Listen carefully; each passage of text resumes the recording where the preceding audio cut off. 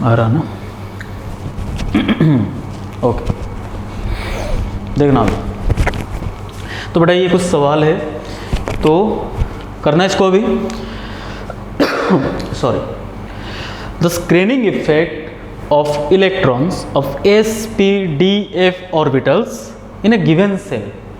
Screening constant का order बताना है, कौन सा सही है, बताओ कौन सा सही है।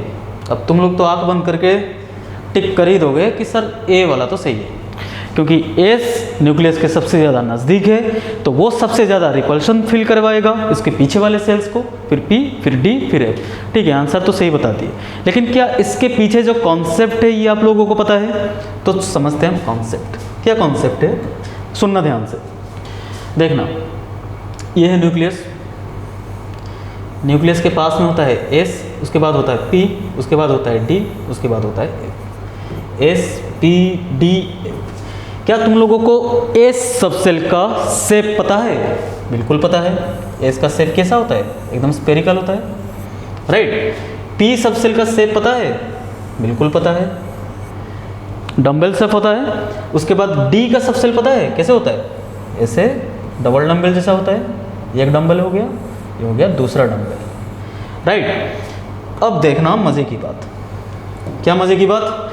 मुझे बताओ एस ऑर्बिटल में मैक्सिमम नंबर ऑफ इलेक्ट्रॉन कितने आ सकते हैं? 2 इलेक्ट्रॉन आ सकते हैं। तो मैं बता सकता हूं कि एस ऑर्बिटल में एक ही लोब होता है, और उसी लोब के अंदर दोनों इलेक्ट्रॉन्स की क्या होता है? इलेक्ट्रॉन डेंसिटी होता है।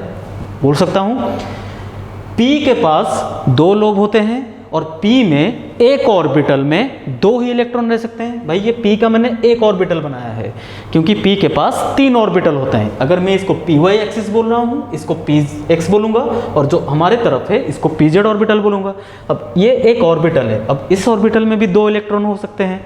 इसमें अगर 2 इलेक्ट्रॉन होंगे तो लोब इसके पास 2 है, 2 लोब में 2 इलेक्ट्रॉन, मतलब इसके में 1 इलेक्ट्रॉन का डेंसिटी होगा, इस वाले में 1 इलेक्ट्रॉन का डेंसिटी होगा, राइट। अब डी वाले में कितने लोब हो गए? 4 लोब हो गए। अब इलेक्ट्रॉन एक ऑर्बिटल में कितने रहते हैं? 2 रहते हैं। बस एक ऑर्बिटल को उठा रहा हूँ, इसके पास एक ऑर्बिटल, पी को एक ऑर्बिटल और डी का एक ऑर्बिटल।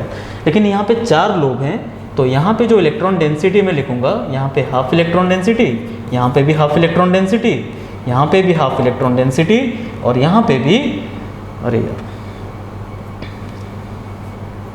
एक सेकंड, माइनस लिख दिया मैंने।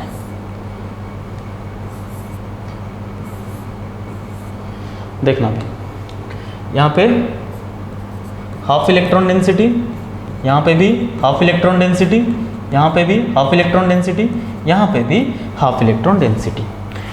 अब देखना, सारे लोग बोलते हैं कि न्यूक्लियस के जो पास वाला सबसेल होता है उसका एनर्जी सबसे कम होता है। ये तो पता है, लेकिन रियल कॉन्सेप्ट क्या है? एस के अंदर 2 इलेक्ट्रॉन है, एक लोब में 2 इलेक्ट्रॉन, यहाँ पे 2 लोब में 1 इलेक्ट्रॉन, एक एक करके 2 इलेक्ट्रॉन, मतलब जो एक लोब के अंदर मैक्सिमम इलेक्ट्रॉन होगा, मैं बोल सकता हूँ कि उसी लोब में इलेक्ट्रॉन डेंसिटी सबसे ज़्यादा मैक्सिमम होगा। अब यहाँ पे देख लो, चारों लोब में बटा हुआ है इलेक्ट्रॉन, मतलब इसका इलेक्ट्रॉन डेंसिटी सबसे कम होगा, इसका इलेक्ट्रॉन डेंसिटी सबसे ज़्यादा होगा, ठीक है, सबसे ज़्यादा होगा, फिर इसका होगा, फिर इसका होगा। क्योंकि एस में इलेक्ट्रॉन डेंसिटी सबसे ज़्यादा होता है, इसीलिए न्यूक्लियस के पास में एस सबसेल को वो खींच लाता है। क्यों? क्योंकि एस में इलेक्ट्रॉन डेंसिटी सबसे ज़्यादा है, तो यहाँ पे अट्रैक्शन फोर्स सबसे ज़्यादा होगा। अगर अट्रैक्शन फोर्स सबसे ज़्यादा होगा तो एनर्जी मैं बोल सकता हूँ इसका सबसे ज़्यादा कम होगा, और एनर्जी जितना कम होता है स्टेबिलिटी उतना ज़्यादा बढ़ता है। ये तो पता होगा तुम लोगों को, राइट। स्टेबिलिटी बढ़ता है जब एनर्जी घटता है।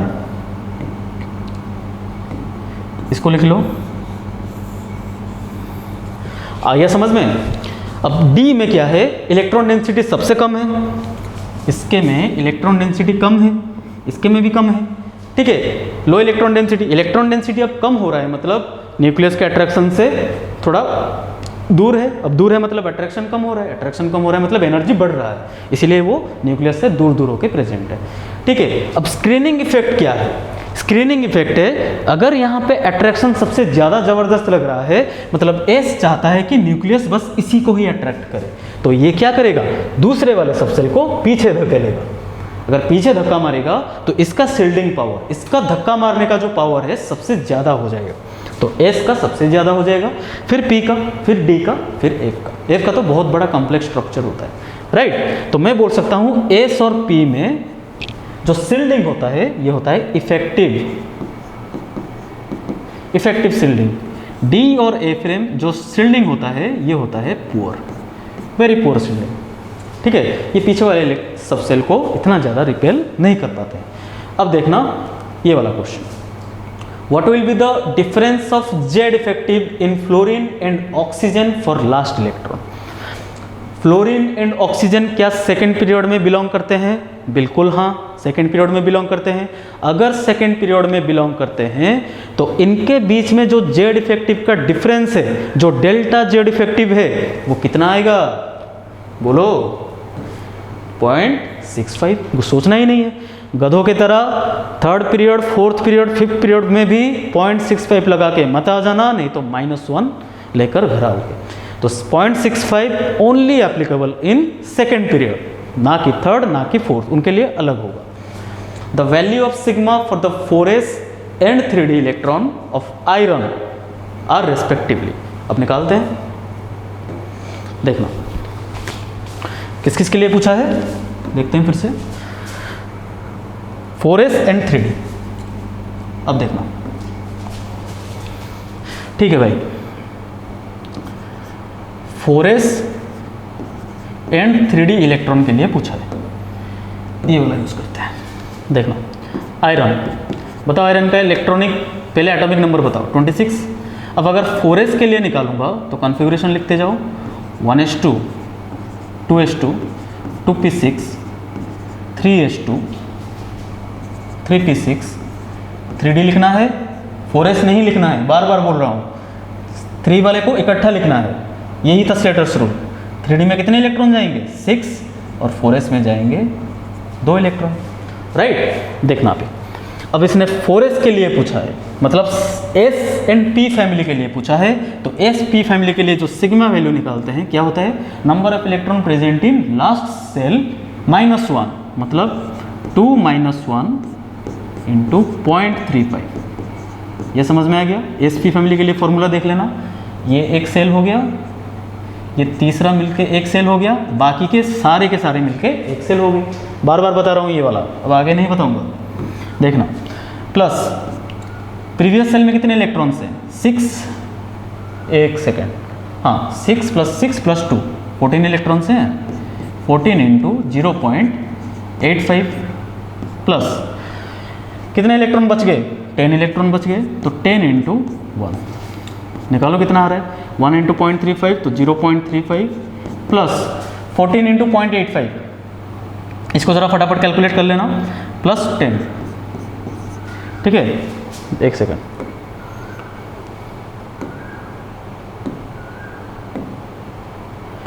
यहाँ पे कैलकुलेटर यूज़ कर लेते हैं।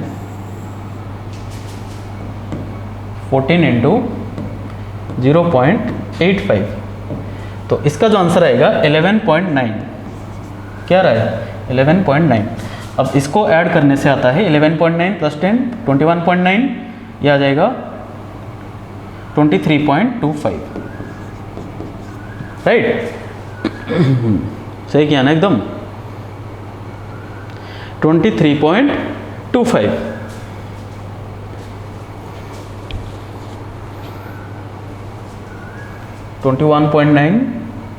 Sorry 22.25, yes.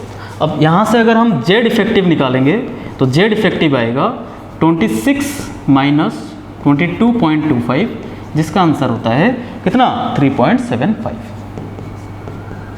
तो जेड इफेक्टिव जो आएगा ये आएगा अपना कितना? 3.75। अच्छा, जेड इफेक्टिव तो निकालना ही नहीं था, राइट। जेड इफेक्टिव निकालना ही नहीं था, हमें निकालना था सिग्मा। तो सिग्मा आया यहाँ पे 22.25। अब निकालते हैं 3D के लिए, अब निकालते हैं 3D वाले के लिए। तो देखना, अब 3D वाले के लिए अगर निकालेंगे तो सिग्मा इसके लिए कैसे निकालना है बताओ। नंबर ऑफ इलेक्ट्रॉन प्रेजेंट इन, अब यहाँ पे क्या करना है, ऐसे फैमिली बना देना है, 3s 3p को और 3D को अलग से। अब 3D के लिए पूछा है तो 4s को कंसिडर नहीं करना है। तो 3D में पूछना है तो 6 - 1 × 0.35 प्लस जितने इलेक्ट्रॉन बच गए, कितने बच गए, 18 इलेक्ट्रॉन्स, 18 × 1 तो कितना हो जाएगा, 5 × 0.35 प्लस 18 तो कितना हो गया,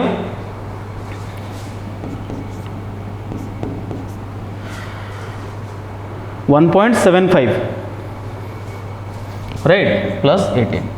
तो इसका जो आंसर आएगा वो 19.75। तो 3D वाले के लिए जो सिग्मा आया वो आया 19.75। अब सवाल देखते हैं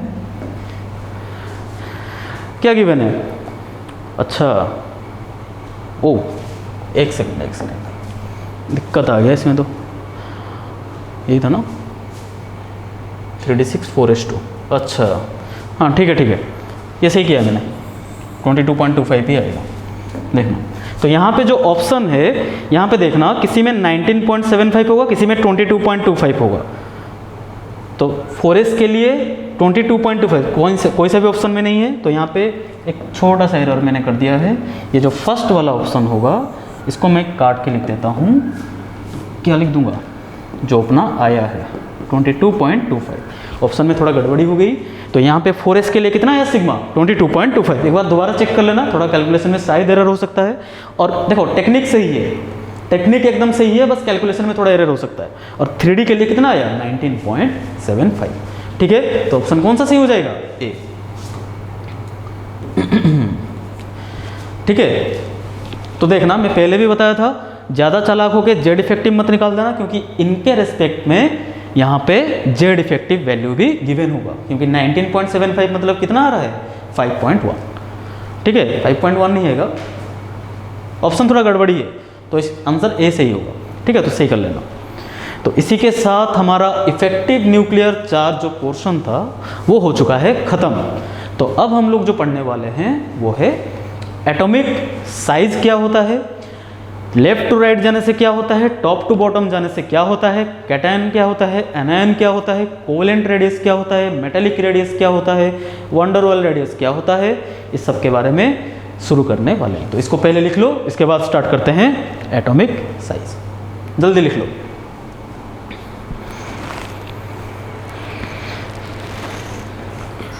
अब देखना, अब पढ़ते हैं atomic size.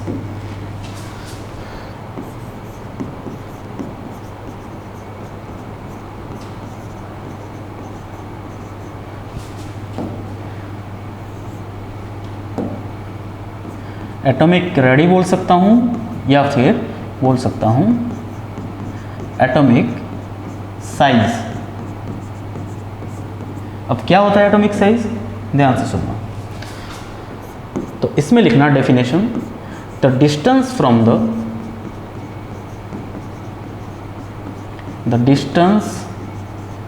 The centre of nucleus, centre of nucleus to the outermost cell of an atom, outermost shell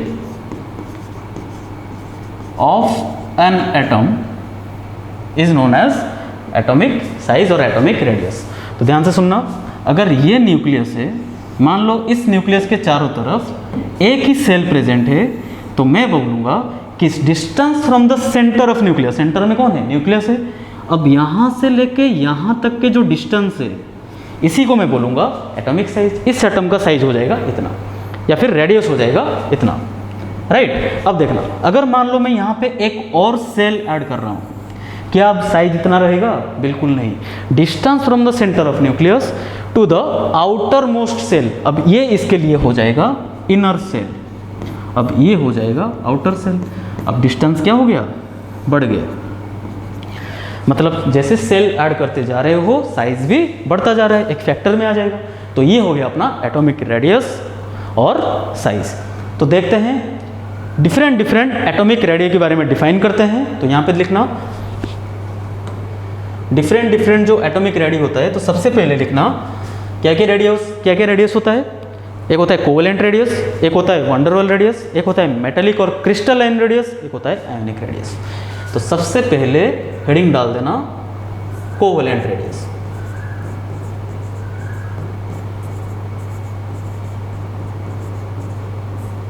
ये टॉपिक इतना इंपॉर्टेंट नहीं है, लेकिन इसके लास्ट में एक रिलेशन बताऊंगा, वो इंपॉर्टेंट है, वो एंट्रेंस में आने लायक है। तो देखना कोवेलेंट रेडियस क्या होता है, अब इसको समझते हैं। देखना इसका एग्जांपल ले रहा हूं, जैसे H2 मॉलिक्यूल, मतलब एक हाइड्रोजन दूसरे हाइड्रोजन के साथ बॉन्ड बनाया है। अब कोवेलेंट रेडियस इससे कैसे मैं रिलेट करूंगा, देखना। अब ये है एक हाइड्रोजन का ऑर्बिटल, ये हो गया दूसरे हाइड्रोजन का ऑर्बिटल, राइट। थोड़ा बड़ा बनाते हैं। ये हो गया एक हाइड्रोजन का ऑर्बिटल, ये हो गया दूसरे हाइड्रोजन का ऑर्बिटल। अब इसका न्यूक्लियस यहाँ पे है, दूसरे हाइड्रोजन का न्यूक्लियस सेंटर में है, ठीक है। ये एक हाइड्रोजन, ये एक हाइड्रोजन, ये दूसरा हाइड्रोजन। तो याद रखना कोवेलेंट रेडियस मतलब होता है एक हाइड्रोजन एटम दूसरा हाइड्रोजन एटम के बीच में एक कोवेलेंट बॉन्ड बना है, और यहाँ से ये हो गया इसका न्यूक्लियस, ये हो गया इसका न्यूक्लियस। तो दोनों के न्यूक्लियस के बीच में जो डिस्टेंस है इसका बस आधा करना है हमें। क्या करना है, आधा लेना है। मतलब यहाँ से लेके यहाँ तक, यहाँ से लेके यहाँ तक। तो ये वाला लाइन बस ड्रॉ कर देना, ठीक है। तो इसको मैं कैसे लिखाऊंगा, इसको अगर हमें सेंटेंस में लिखना है तो सेंटेंस में ध्यान से लिख लेना इसको। Half of the distance, half of the internuclear distance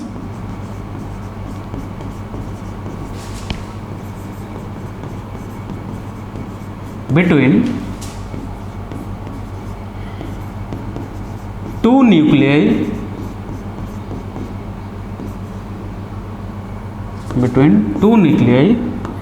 of covalently bonded atoms,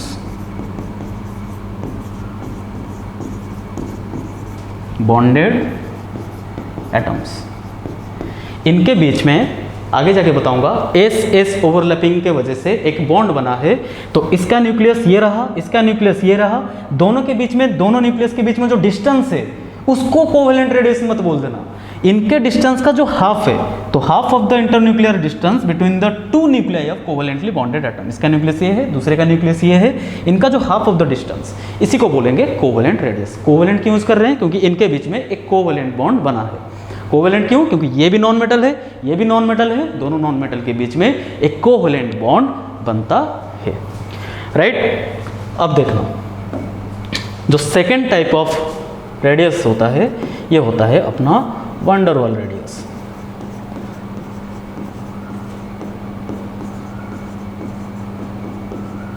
अब वंडर वाल रेडियस होता है दो तरीके का।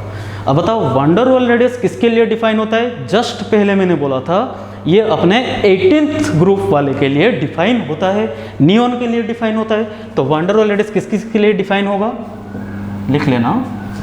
Helium, neon, argon, krypton, xenon, radon. मतलब जो ग्रुप 18 एलिमेंट्स है, ग्रुप 18 एलिमेंट्स हैं, इन सारे के लिए वंडर वाल रेडियस डिफाइन होता है। कैसे डिफाइन होता है, जैसे मान लो ये हो जाएगा किसी का न्यूक्लियस।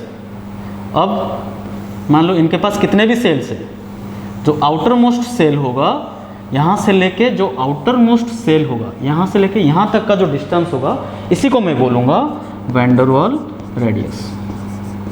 अब आपके मन में एक सवाल आ रहा होगा, क्या सर बस 18th ग्रुप वालों के लिए वैन डर वाल रेडियस डिफाइन होता है?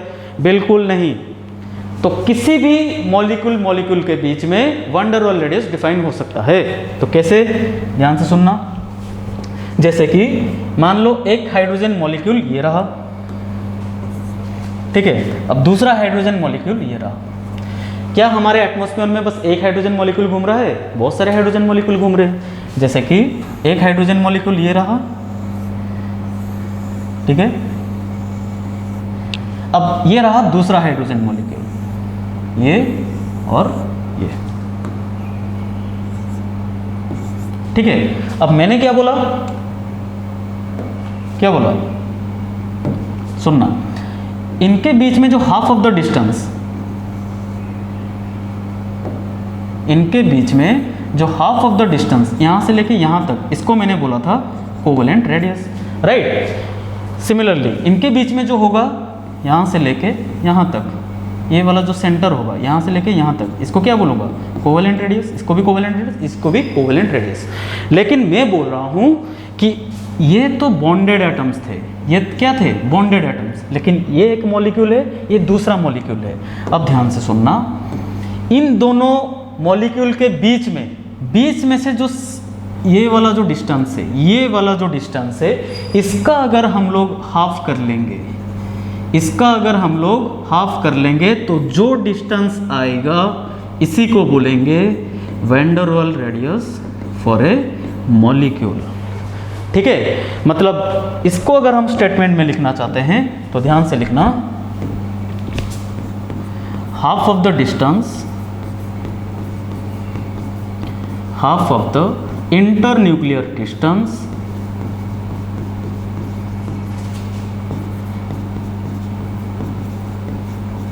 between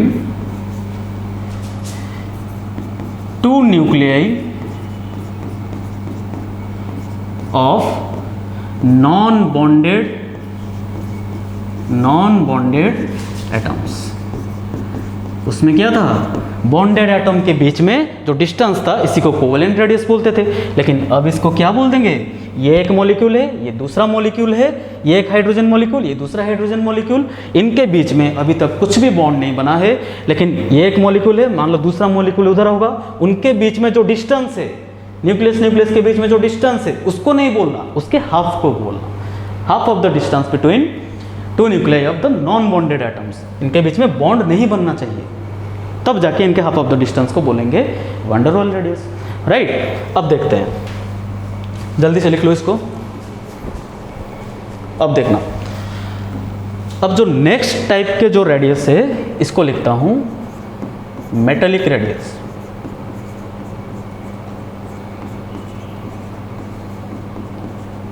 या फिर इसको बोला जाता है क्रिस्टलाइन रेडियस।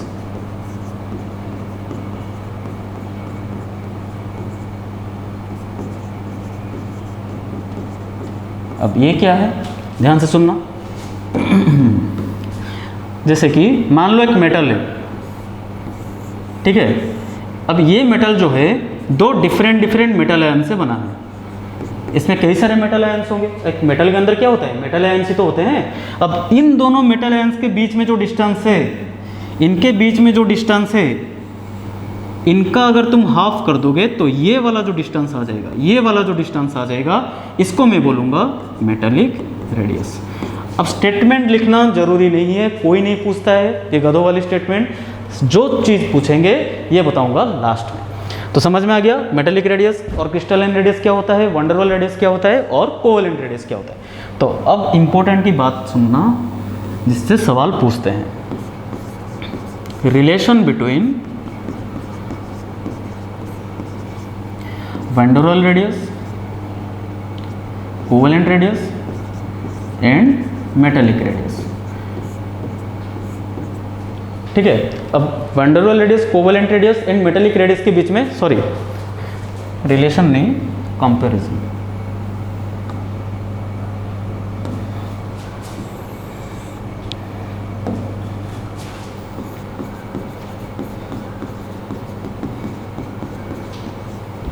ठीक है, इनके बीच में कंपेयर करना है किसका रेडियस सबसे ज़्यादा बड़ा होगा। थोड़ा अपना नॉलेज लगा के बताओ किसका रेडियस सबसे ज़्यादा बड़ा होगा, किसका लग रहा है? कोवेलेंट और वंडरवॉल रेडियस के बीच में अगर मैं डिफाइन करूंगा तो तुम्हें किसका बड़ा लग रहा है? बताओ। ये होता है अपना कोवेलेंट रेडियस, ये होता है अपना वंडरवॉल रेडियस। दिखने में लग रहा है कि वंडरवॉल रेडियस कोवेलेंट रेडियस से तो बड़ा ही होगा। अब चेक करते हैं वंडरवॉल रेडियस और मेटालिक रेडियस के बीच में। तो देखना,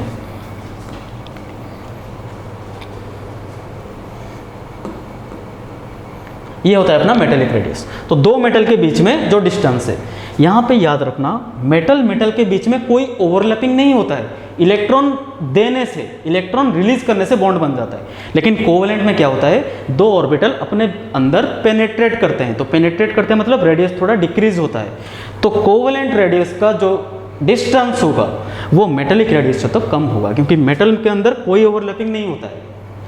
और मॉलिक्यूल के बीच में जो वंडरवॉल रेडियस होता है वो तो सबसे बड़ा होगा। ठीक है, दोनों के बीच में तो बॉन्ड कभी बनेगा ही नहीं, लेकिन इनके बीच में क्या है, एक बॉन्ड बना है, राइट। तो देखना, तो अभी अगर मैं रिलेशन लिख रहा हूँ तो लिख दे रहा हूँ वैंडरवॉल रेडियस, या फिर ऐसे लिख देना वैंडरवॉल रेडियस का सबसे ज़्यादा होगा as compared to metallic radius, फिर आ जाएगा कोवेलेंट रेडियस। ठीक है, तो ये सवाल पूछा जाता है, ऑप्शन में होगा which of the following is correct order of atomic radius, van der Waals radius, metallic radius, covalent radius. अब इसको याद रखने के लिए कैसे याद रखना है, देखना विद्या मंदिर क्लासेस से तुम याद रख सकते हो, या फिर वरुण मैथमेटिक्स क्लासेस से भी याद कर सकते हो, तुम्हारे ऊपर डिपेंड है। ठीक है, तो कुछ भी लिख सकते हो, राइट।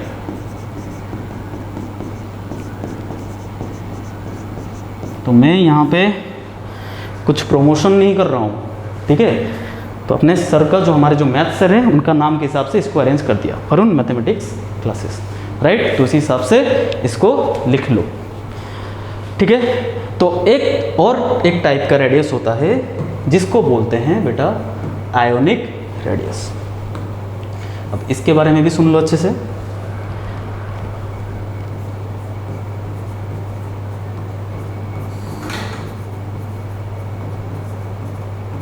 अब आयोनिक रेडियस क्या होता है बताओ।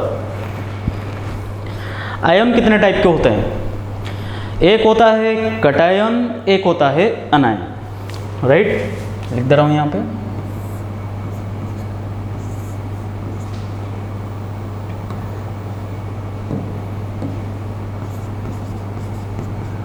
एक होता है कैटायन, एक होता है एनायन।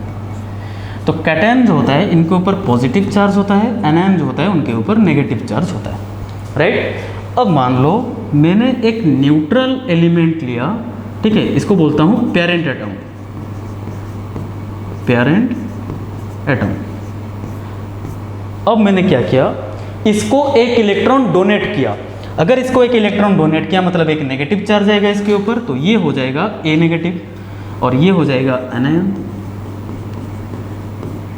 अब इसी पेरेंट एटम से मैंने क्या किया, पहले एक इलेक्ट्रॉन निकाल दिया। तो निकाल दिया मतलब एक पॉजिटिव चार्ज आएगा इसके ऊपर और इसी को बोलूँगा कैटायन। अब मुझे इनके बीच में साइज कंपेयर करना है, किसका साइज सबसे ज़्यादा होगा बताओ, किसका ज़्यादा होगा, इसका, इसका, इसका।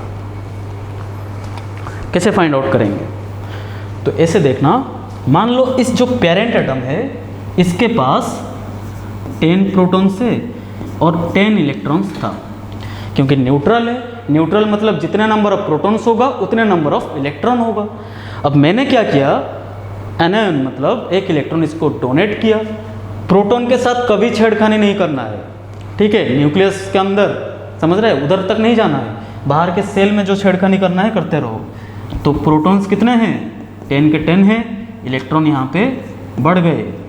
अब इसके केस में देखो, प्रोटॉन्स तो सेम थे, एक इलेक्ट्रॉन तुमने निकाल दिए, राइट। अब बताओ 10 प्रोटॉन 9 इलेक्ट्रॉन को खींच रहे हैं, 10 प्रोटॉन 10 इलेक्ट्रॉन को खींच रहे हैं, 10 प्रोटॉन 11 इलेक्ट्रॉन को खींच रहे हैं। बताओ सबसे ज़्यादा अट्रैक्शन फोर्स कहाँ लग रहा है, इसमें, इसमें, इसमें।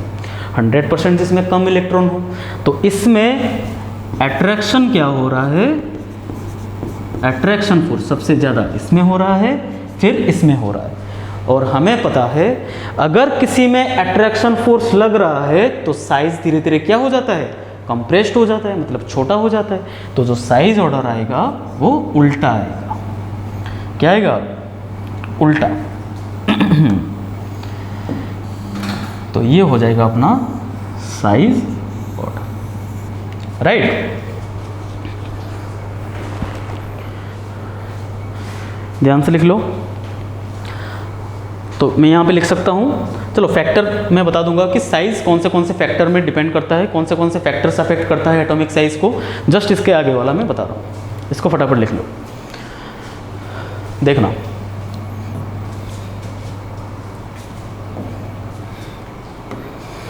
अब देखो, अच्छा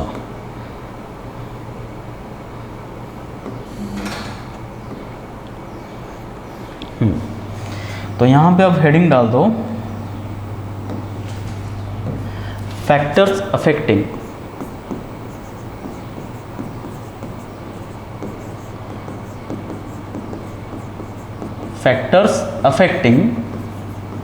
एटॉमिक साइज। तो कौन से फैक्टर हैं जो कि एटॉमिक साइज को अफेक्ट करते हैं। तो सबसे पहला वाला जो फैक्टर होगा वो होगा इफेक्टिव न्यूक्लियर चार्ज। तो मैं लिख दे रहा हूं जेड इफेक्टिव, ठीक है। अगर मैं पीरियड में मूव करता हूं या ग्रुप में मूव करता हूं वो लास्ट में बताऊंगा, उसमें साइज का क्या रिलेशन होगा। तो इतना ध्यान रखना, अगर जेड इफेक्टिव बढ़ता है तो साइज क्या होगा, कम होगा। और ये हमें पहले किस साइंटिस्ट ने बताया था, तो ये हमें बताया था बोर ने, बोर्स पोस्टुलेट। कुछ याद है क्या बताया था? इन्होंने बताया था कि जो R है इक्वल टू, मतलब जो एटॉमिक रेडियस होगा वो होगा 0.529 n स्क्वायर अपॉन जेड। ये रिलेशन कहीं पे देखे हो? कुछ याद आ रहा है?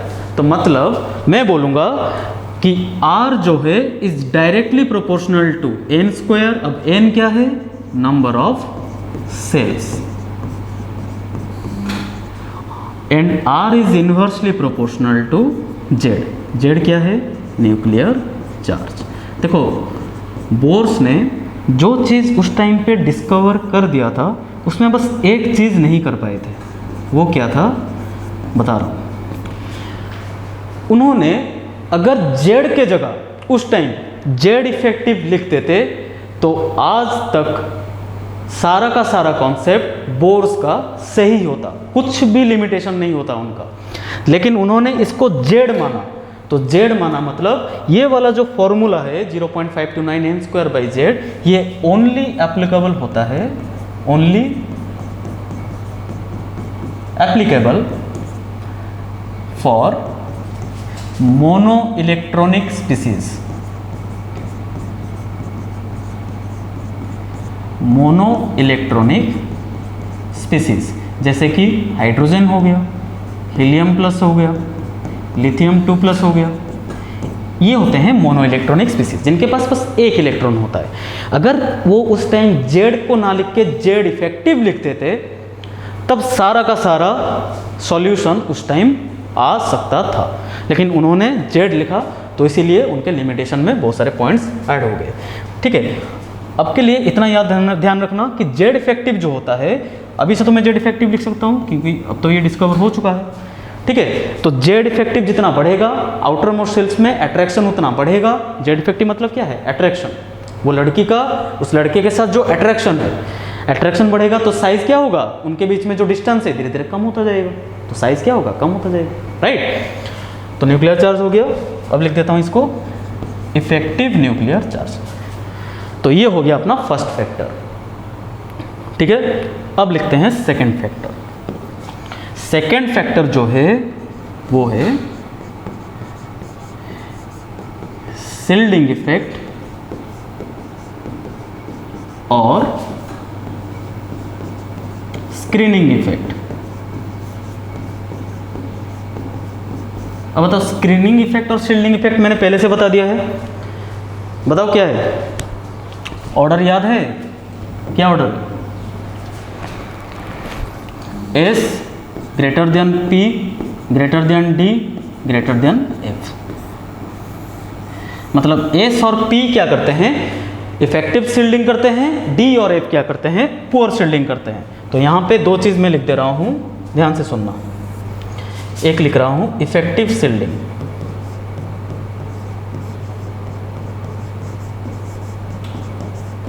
अब इफेक्टिव शील्डिंग मतलब ये है अपना न्यूक्लियस, ये हो गया सेल, ये हो गया आउटर सेल, इनके बीच में क्या हो रहा है, जो रिपल्सन हो रहा है वो ज़बरदस्त हो रहा है।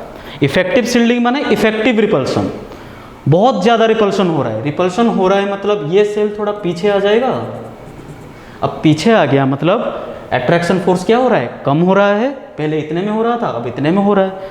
तो शील्डिंग बढ़ गया मतलब साइज भी बढ़ गया। तो मैं यहाँ पे लिख सकता हूँ जो साइज होता है, जो एटॉमिक साइज होता है वो डायरेक्टली प्रोपोर्शनल होता है शील्डिंग इफेक्ट के साथ, directly proportional to shielding effect. यहाँ पे जो एटॉमिक साइज होता है, एटॉमिक साइज लिख सकते हो या फिर आर लिख सकते हो, कुछ भी लिख सकते हो। ये रिलेशन ये वाला है, ये दूसरा रिलेशन, ठीक है। तो इफेक्टिव शील्डिंग मतलब साइज बढ़ेगा। अगर मैं लिख रहा हूँ पुअर शील्डिंग, पुअर शील्डिंग मतलब इनके बीच में रिपल्सन नहीं हो रहा है, इनके बीच में जो रिपल्सन हो रहा है वो घटिया हो रहा है, इनके बीच में रिपल्सन घटिया हो रहा है। अगर घटिया रिपल्सन हो रहा है मतलब अट्रैक्शन बढ़ जाएगा, और अट्रैक्शन बढ़ जाएगा तो साइज कम हो जाएगा, राइट। तो मैं लिख दे रहा हूँ यहाँ पे साइज कम हो जाता है। तो शील्डिंग बढ़ेगा तो साइज बढ़ेगा, शील्डिंग कम होगी तो साइज भी कम होगा, राइट। लिख दो फटाफट।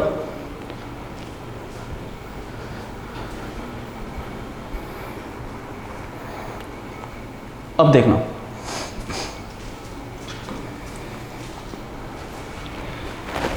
बहुत कुछ चीज़ आज पढ़ ली है। तो बेटा अभी जो टाइम है ना, जो अभी रिकॉर्ड हो रहा है वीडियो, रात के 3:30 बजा है, ठीक है। तो पूरा नाइट आज हम लोग आज पढ़ने वाले हैं पीरियोडिक क्लासिफिकेशन ऑफ एलिमेंट्स। तो पूरा इसको बाइंड अप करना है। तो जितना मेहनत हम कर रहे हैं, मैं चाहता हूँ कि उतना मेहनत तुम लोग भी करो। ऐसा नहीं बोल रहा हूँ कि रात के 3 बजे पढ़ो। ये वीडियो जिस टाइम भी तुम देख रहे हो पूरा का पूरा कंप्लीट करना है, क्योंकि एक बार पढ़ लिए तो दोबारा किसी से भी नहीं पढ़ना है। सारा का सारा कॉन्सेप्ट मैंने इस चैप्टर में बता दिया है, सारा सवाल सॉल्व हो जाएगा, एक भी सवाल नहीं छूटेगा, भले जेई हो, मेंस हो, एडवांस हो, नीट हो, ठीक है। तो देखना, तो फैक्टर्स अफेक्टिंग हो गया खत्म, राइट। अब देखना,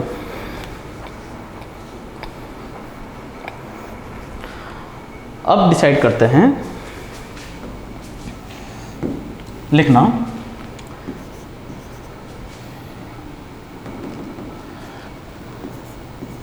variation of size, variation of size. अच्छा, मैंने एक और फैक्टर नहीं पढ़ा है ना, एक सेकंड बेटा।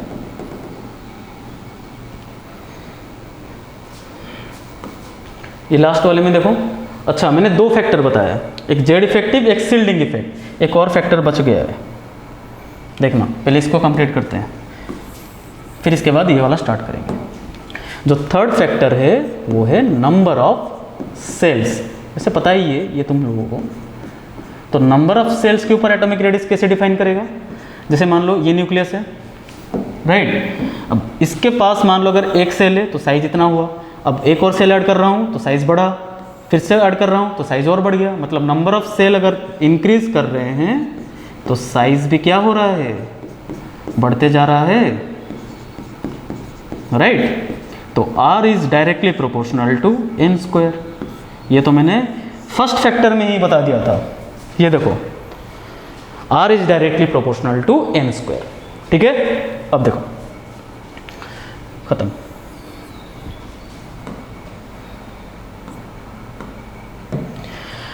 अब लिखना variation of size along a period. एक पीरियड में साइज कैसे डिफर करता है, कैसे डिफर करता है, ठीक है। तो जैसे मान लो मैं लिख रहा हूँ lithium beryllium, boron, carbon, nitrogen, oxygen, fluorine, neon. जैसे हम लेफ्ट टू राइट ऐसे मूव करेंगे तो एक चीज़ हमें पता लगेगा कि जो n वैल्यू है वो सेम है, मतलब सबके पास मैक्सिमम नंबर ऑफ जो सेल्स होगा वो 2 ही होगा। अगर किसी के पास मैक्सिमम नंबर ऑफ सेल्स 2 ही हैं तो कैसे डिफाइन करेंगे हम साइज, मतलब इनके साइज में ज़्यादा डिफरेंस नहीं, बहुत कम डिफरेंस आएगा। तो साइज में कम डिफरेंस आएगा क्यों? क्योंकि सेल्स तो बराबर है, थोड़ी ना तीसरा सेल इसमें आ रहा है। सेकेंड पीरियड मतलब मैक्सिमम 2 ही सेल होंगे, राइट। अब मैंने इनका बताया था जेड इफेक्टिव ऑर्डर, और ये बताया था कि एन तो सेम होता है लेकिन जेड इफेक्टिव क्या होता है, बढ़ते जाता है। और कितने फैक्टर से बढ़ता है? 0.65, ठीक है। लेकिन लिथियम का साइज वेरी इससे बड़ा है, बड़ा है, बड़ा है, बड़ा है, बड़ा है, बड़ा है, लेकिन यहाँ पे आ जाता है उलटफेर, क्योंकि नियॉन के लिए क्या डिफाइन होता है? वन डर वाल रेडियस। तो इसका जो साइज होता है वो सेकेंड पीरियड में सबसे बड़ा हो जाता है, क्योंकि इसके लिए वन डर वाल रेडियस डिफाइन होता है, और वन डर वाल रेडियस जो होता है वो सबसे बड़ा होता है, ठीक है। ये तो मैंने बता दिया था पहले। तो नियॉन का सबसे ज़्यादा हो जाएगा, और यहाँ पे लिख दे रहा हूँ एक्सेप्शन। अब केमिस्ट्री में एक्सेप्शन आएगा, एक्सेप्शन कहाँ पे रटना है ये मैं बताऊंगा। जैसे रटना नहीं है, मैंने इसका भी बता दिया था कि कॉन्सेप्ट क्या है, लेकिन फिर भी यहाँ पे लिख दो एक्सेप्शन नियॉन का आ जाएगा। नियॉन का साइज क्या हो जाएगा सेकेंड पीरियड में? सबसे लार्जेस्ट, ये लिख लो, ठीक है। तो ये हो गया अपना सेकेंड पीरियड का। उसी हिसाब से तुम थर्ड पीरियड का भी निकाल लेना, पहले जेड इफेक्टिव निकालना, देखना कितना डिफरेंस आ रहा है, उसी हिसाब से थर्ड पीरियड का अरेंजमेंट कर लेना। जो मेन इंपॉर्टेंट चीज़ होता है एटॉमिक साइज में वो होता है ग्रुप में। ग्रुप में कहीं ना कहीं एक रिलेशन आता है, एक एक्सेप्शन आता है, वो क्या आता है ये समझते हैं, देखना भी। देखो तो अभी हेडिंग डाल दो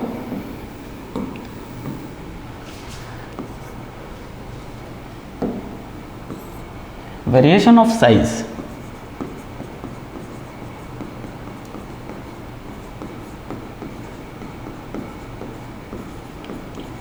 along a group। Variation of size along a group. तो एक ग्रुप में साइज क्या होता है तो लिखना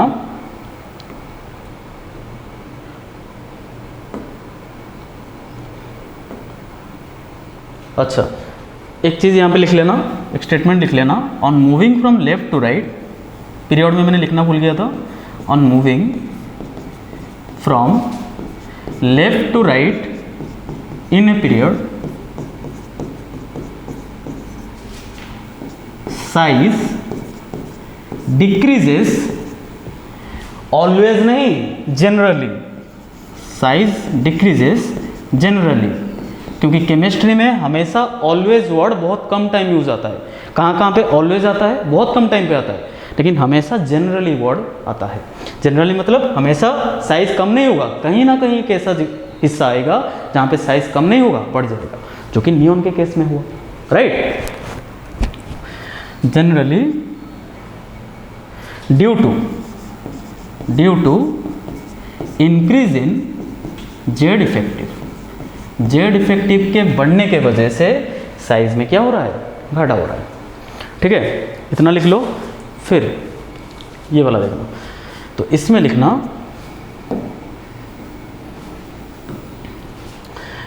on moving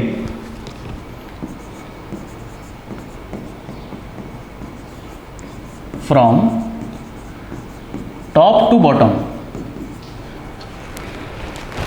on moving from top to bottom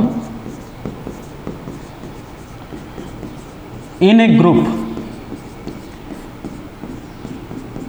size increases but always नहीं, generally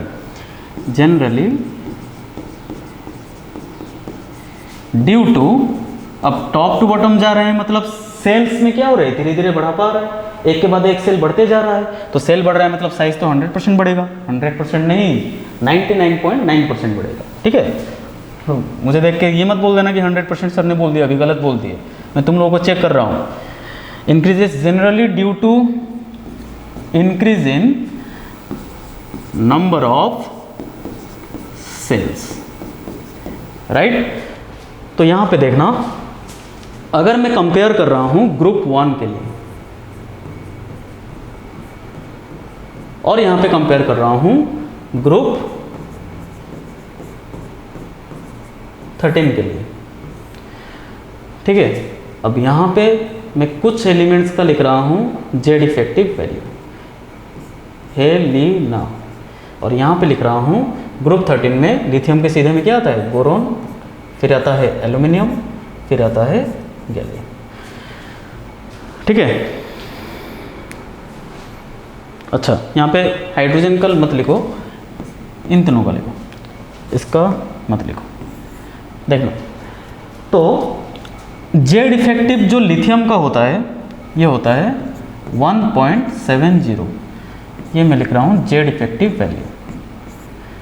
जो सोडियम का होता है ये होता है 2.20, और जो पोटेशियम का होता है ये भी होता है 2.20, राइट। बोरोन का जो होता है ये एक बार याद कर लेना, ये शायद होता है 2.6 के आसपास आएगा, फिर भी एक बार चेक कर लो, याद नहीं आ रहा मेरे को। 1.70 अब 1, अच्छा ये 1.30 आएगा, एक सेकेंड, ये आएगा बेटा 1.30, ठीक है। अब इसमें 0.65 ऐड करने से आ जाएगा 1.95, हाँ अब सही है 2.60। एल्यूमिनियम का जो होता है ये होता है 3.50, और गैलियम का जो होता है ये होता है 5.00। ये होता है क्या, जेड इफेक्टिव का वैल्यू। और इसी के बीच में ही सवाल पूछते हैं, जेड इफेक्टिव अगर पूछेगा तो इन्हीं के बीच में पूछेगा, ठीक है। मतलब अगर कंपेयर करना है साइज, तो देखना ग्रुप 1 में अगर किसी भी ग्रुप का तुम्हें साइज कंपेयर करना है तो दो चीज़ बता रहा हूँ, हर जगह सारे ग्रुप्स में ये एप्लीकेबल होगा, कुछ भी एक्सेप्शन नहीं है, कुछ भी रटना नहीं है, इस ट्रिक से सारा का सारा सॉल्व हो जाएगा। तो लिखना, अगर यहाँ पे लिख रहा हूँ case 1, if delta Z effective, मतलब चेंज इन जेड इफेक्टिव, तुम जिस भी एटम के बीच में कंपेयर कर रहा हो उनका अगर change in Z effective is less than और इक्वल टू 0.9 आ रहा है, तो देन n डोमिनेट्स, मतलब नंबर ऑफ सेल डोमिनेट करेगा, जिसका नंबर ऑफ सेल डोमिनेट करेगा उसका साइज बड़ा हो जाएगा। ये तो गया केस 1। अब देखते हैं केस 2। केस 2 को ध्यान से सुनो, if delta Z effective, change in Z effective is greater than 0.9 हुआ, कौन ज़्यादा हो जाएगा, जेड इफेक्टिव ज़्यादा हुआ, तो Z effective dominates over n, तो नंबर ऑफ सेल से भी हावी हो जाएगा जेड इफेक्टिव। तो चलिए अब देखते हैं, अब कंपेयर करते हैं।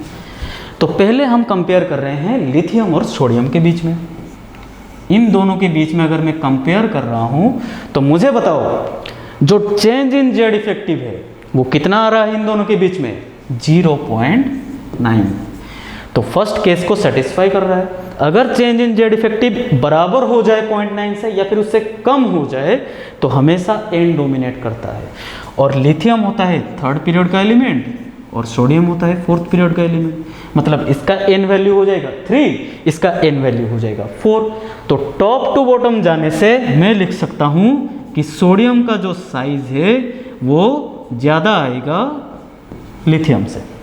इतना समझ में आ गया क्यों सोडियम का साइज लिथियम से ज़्यादा हुआ, क्योंकि चेंज इन जेड इफेक्टिव 0.9 के बराबर है। अब अगर मैं इनके बीच में डिफरेंस देखूंगा तो इनके बीच में डिफरेंस है ही नहीं, 0.00। अगर इनके बीच में डिफरेंस नहीं है मतलब 0.9 से कम है, 0.9 से कम है मतलब एन डोमिनेट करेगा, अगर n डोमिनेट करेगा तो पोटेशियम का n वैल्यू जो होता है वो होता है 5th। तो सोडियम से भी बड़ा साइज किसका हो जाएगा? पोटेशियम का। ठीक है, आ गया समझ में? मतलब टॉप टू बॉटम अगर मैं ग्रुप 1 में मूव करूंगा तो साइज बढ़ता जाएगा, राइट? साइज ऐसे बढ़ता जाएगा। लेकिन थोड़ा बहुत गड़बड़ होता है फ्रांसियम और रुबिडियम। ठीक है, वो बताऊंगा आगे जाके, जब आयोनाइजेशन एनर्जी पढ़ाऊंगा उसमें बताऊंगा। अब देखो, साइज कंपेयर कर रहे हैं, आ जाओ अब ग्रुप 13 में। और ये हमेशा कचरा करता है, एंट्रेंस में फेवरेट है। Group 13 entrance point of view में फेवरेट है। सवाल इसी से पूछते हैं क्योंकि तुम गधे हो, तुम लोग इसके में 100% गलती करोगे। क्या गलती करोगे? ध्यान से सुनना। बोरॉन और एल्यूमिनियम के बीच में, अब मैंने ये ब्रह्मास्त्र दे दिया है तुम्हें, अब इसको इस्तेमाल करो फिर विश्वास करो। ठीक है, बोरॉन एल्यूमिनियम के बीच में डिफरेंस कितना आ रहा है? 0.9। तो 0.9 डिफरेंस आ रहा है, मतलब अब क्या डोमिनेट करेगा? n डोमिनेट करेगा। n मतलब इसका n वैल्यू 3 है, इसका n वैल्यू 4 है, इसका n वैल्यू 5 है। अब मतलब एल्यूमिनियम का जो साइज है ये तो ज़्यादा होगा बोरॉन से, ये तो तय है। लेकिन जब हम एल्यूमिनियम और गैलियम के बीच में साइज कंपेयर करते हैं तो इनके बीच में जो चेंज इन जेड इफेक्टिव है ये आता है बेटा 1.5, मतलब 0.9 से काफ़ी ज़्यादा। अगर चेंज इन जेड इफेक्टिव 0.9 से ज़्यादा हुआ तो जेड इफेक्टिव हमेशा डोमिनेट करेगा सेल के ऊपर भी। अगर ये डोमिनेट करेगा तो अट्रैक्शन बढ़ेगा, और अगर अट्रैक्शन बढ़ेगा तो गैलियम का साइज कम हो जाएगा एल्यूमिनियम से। आ गया समझ में? कुछ रटना नहीं है, जो मेजर कॉन्सेप्ट है वो इससे रिलेटेड है, जेड इफेक्टिव एंड एन। तो इसका जो ओवरऑल साइज में लिख सकता हूँ, एल्यूमिनियम का साइज सबसे ज़्यादा, फिर गैलियम, फिर बोरॉन। मैंने बस 3 एलिमेंट को लिया है, अब नीचे भी एलिमेंट है इनका, लेकिन एज यूजुअल आएगा इंडियम फिर थेलियम। थेलियम का साइज सबसे ज़्यादा, फिर इंडियम, फिर एल्यूमिनियम, फिर गैलियम, फिर बोरॉन। ठीक है, तो ये ग्रुप 13 का जो रहस्य है मैंने यहाँ पे खोल दिया है, अच्छे से कहीं पे बांध के लिख लो। एंट्रेंस का फेवरेट है, नीट, मेंस एंड एडवांस के पॉइंट ऑफ व्यू से, तो अच्छे से लिख लो। अब आगे कुछ सवाल करते हैं, लिख लो पहले।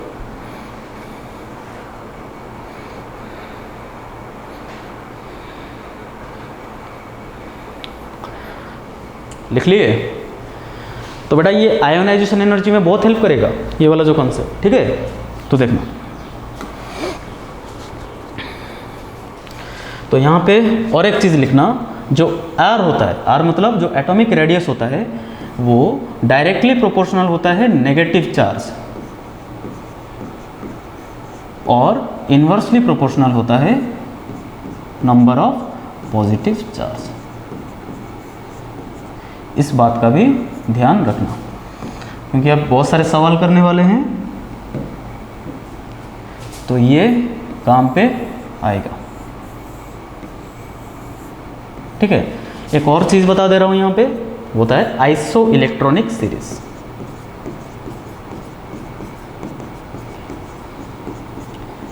आइसो इलेक्ट्रॉनिक सीरीज क्या होता है? आइसो मतलब क्या होता है? सेम, मतलब सेम नंबर ऑफ इलेक्ट्रॉन होंगे। जैसे कि अगर मैं लिख रहा हूँ नाइट्रोजन 3 नेगेटिव, फिर लिख रहा हूँ ऑक्सीजन 2 नेगेटिव, फिर लिख रहा हूँ F नेगेटिव, फिर लिख रहा हूँ नियॉन, फिर लिख रहा हूँ Na पॉजिटिव, फिर लिख रहा हूँ Mg2 पॉजिटिव, फिर लिख रहा हूँ Al3 पॉजिटिव। इसमें जितने के सारे एलिमेंट्स को दिख लेना, प्रोटॉन्स तो डिफरेंट है लेकिन number of electrons are same. आ गया समझ में? इसी को बोलते हैं आइसो इलेक्ट्रॉनिक सीरीज। और जो नेट के प्रिपेयर कर रहे हैं, जो जेईई मेंस की तैयारी कर रहे हैं, इनमें से सवाल पूछते हैं, इनका कंपेयर करो एटॉमिक साइज ऑर्डर। अब बताओ कैसे एटॉमिक साइज ऑर्डर कंपेयर करना है? मैंने बोला था अगर सेम नंबर ऑफ इलेक्ट्रॉन है सारे स्पीसीज के पास, तो जो एटॉमिक साइज होगा वो डायरेक्टली प्रोपोर्शनल होगा नेगेटिव चार्ज के साथ और इन्वर्स रिलेशन आएगा पॉजिटिव चार्ज के साथ। तो बताओ साइज सबसे ज़्यादा किसका हो जाएगा? N। तो यहाँ पे लिख दे रहा हूँ एटॉमिक साइज ऑर्डर। तो सबसे ज़्यादा आ जाएगा, सबसे ज़्यादा नेगेटिव चार्ज किसके पास है? नाइट्रोजन के पास, N3 नेगेटिव, फिर O2 नेगेटिव, फिर F नेगेटिव, फिर जो न्यूट्रल स्पीसीज है, फिर Na पॉजिटिव, फिर Mg2 पॉजिटिव, और फिर कौन आएगा? Al3 positive. कर लोगे? तो ये तो एक बेसिक सा आइडिया बता दिया मैंने, ठीक है। तो ठीक है, आज के लिए इतना ही। आज बहुत कुछ चीज़ें हम लोगों ने पढ़ ली है। शुरू से लेके अभी तक जितना भी पढ़ाया है सारा का सारा एक बार रिवाइज कर लो, ठीक है। लास्ट में इसके अगले वाले लेक्चर में हम लोग काफ़ी सारे सवाल करेंगे, और सवाल करने के बाद हम लोग आ जाएंगे पीरियोडिसिटी, जो कि पीरियोडिक क्लासिफिकेशन ऑफ एलिमेंट्स का लास्ट पड़ाव है, जिसमें पढ़ेंगे ionization energy, electron affinity and electronegativity. उसके साथ कंप्लीट टॉपिक को बाइंड अप करेंगे, फिर पढ़ेंगे उसके बाद केमिकल बॉन्डिंग। लेकिन शुरू से लेके अभी तक जितना भी पढ़ाया है बारीकी से इसको रिवाइज कर लेना, एक भी सवाल नहीं छूटेगा। अगर कुछ कॉन्सेप्ट अधूरा रह जाएगा और उसी से सवाल आ जाएगा एंट्रेंस में, बाद में मेरे को ब्लेम मत करना, ठीक है। तो अच्छे से इसका रिवीजन कर लो, और नेक्स्ट सेशन में हम लोग काफ़ी सारा सवाल करेंगे, ठीक है। तो आज के लिए इतना ही। धन्यवाद और जय हिंद।